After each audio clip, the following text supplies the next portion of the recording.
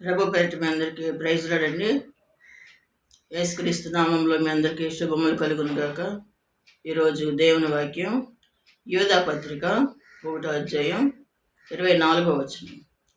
తొట్టిల్లిపోకుండా దేవుడు మిమ్మల్ని కాపాడును. మనం తొట్టిల్లకుండా కాపాడే దేవుడు. ఎప్పుడు కాపాడుతాడు? ఆయన వాక్యాన్ని మనం ధ్యానించినప్పుడు, ఆ రీతిగా నడుచుకున్నప్పుడు మనం దేవుళ్ళ నుండి పడిపోకుండా, జారిపోకుండా ఆయన అడుగుజాడలో నడుస్తాం.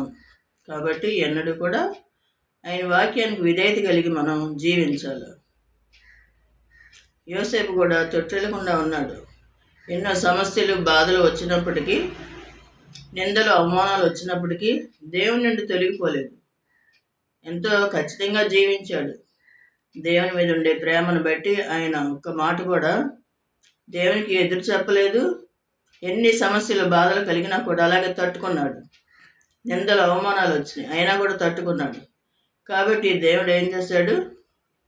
రాజుని చేశాడు, ప్రధానమంత్రిని చేశాడు ఆ దేశంలో. కాబట్టి మనకి ఎన్ని సమస్యలు, బాధలు ఉన్నా కూడా దేవుని నుండి విడిచిపోకూడదు. దేవునికి విధేయత కలిగి నమ్మకంగా జీవించాలి.